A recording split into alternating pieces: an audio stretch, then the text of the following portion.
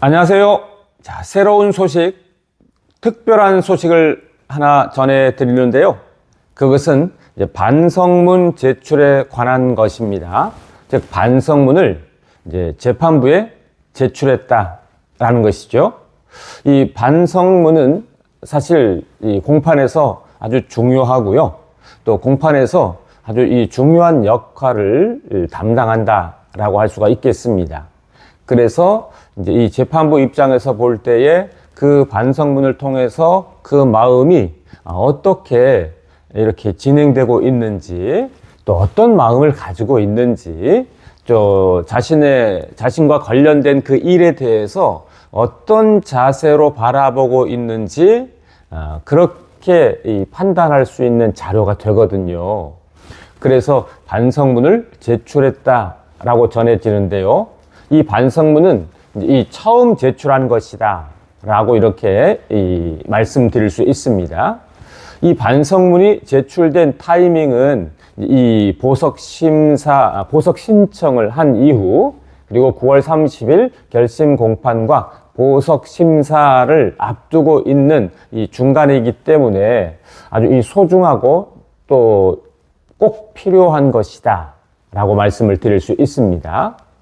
자, 이 반성문을 제출한 것이 이제 하나 있고요. 자, 그 다음에는 이미 알려진 것처럼 8월 19일을 공판 때 공소 사실을 모두 인정을 했습니다. 공소 사실을 모두 인정했다라는 것도 말하자면 이제 뭐 반발하거나 이의 제기를 하거나 이건 맞는데 저건 틀리거나 아니면 부분적으로 이것만 인정하고 이건 인정하지 않는다. 이렇게 되면 이제 이 재판부에서 볼 때 그것을 인정하지 않는 그런 것들이 있다면 좋게 보지는 않겠죠. 그런데 8월 19일 공판에서 공소사실 전부를 다 인정했다라는 것은 재판부에서 볼 때 그것을 좋게 볼 여지가 충분하다라고 이야기할 수 있습니다. 자, 9월 30일 공판을 앞두고 또 하나 이제 이 좋은 것은 이 피해자 택시 기사가 자발적으로 자원해서 선처해달라라는 탄원서를 제출했다는 것입니다. 보통은 피해자 그러면 뭐 탄원서를 이제 안 보내거나, 왜냐하면 피해자니까 내가 일반적으로 이제 볼 때 억울하고 또는 답답하고 또는 속상하고 고통스럽고 괴롭고 그러니까 탄원서를 보낼 일이 없죠. 또는 이제 이 피해자가 탄원서를 보낼 때 뭐 엄벌에 처해달라 이런 식으로 또 그런 탄원서를 엄벌 탄원서를 보내는 경우도 실제로 이제 있습니다. 그런데 이분 피해자 택시기사분의 이 탄원서는 선처해달라, 법이 베풀 수 있는 한도 내에서 최대한 선처해달라라는 탄원서를 보냈기 때문에 이 탄원서 또한 9월 30일 공판에서, 결심 공판에서 아주 좋게 작용을 하리라 생각을 합니다.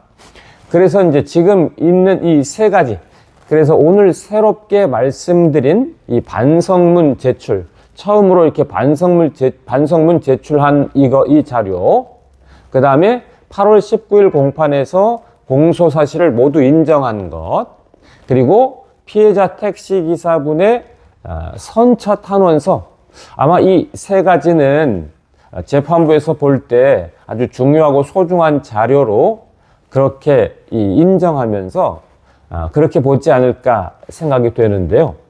이제 이 반성문을 제출함으로써 이렇게 이 필요한 것들, 그래서 택시기사의 선처 탄원서, 그 다음에 공소사실 모두 인정과 더불어서 첫 반성문을 제출함으로써 이 양형에 아주 소중하게 작용하고 쓰일 이 필요한 자료 세 가지가 다 구비됐다라고 이렇게 얘기를 할 수가 있겠습니다.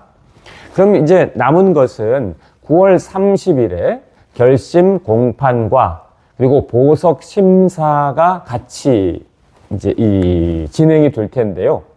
그때 결심 공판, 9월 30일 결심 공판은 검찰에서 이 구형을 하고 그리고 변호인이 최후 변론을 한 것입니다. 그래서 구형과 최후 변론이기 때문에 구형을 한다고 해서 그것이 결정되는 것 아닙니다.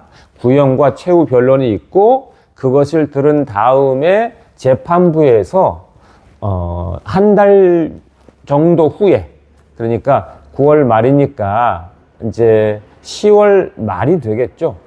10월 말, 빠르면 10월 20일, 평균적으로는 10월 말, 조금 늦으면 10월 초가, 11월 초가 되는데 보통 이제 10월 말 이렇게 말하기가 편하죠.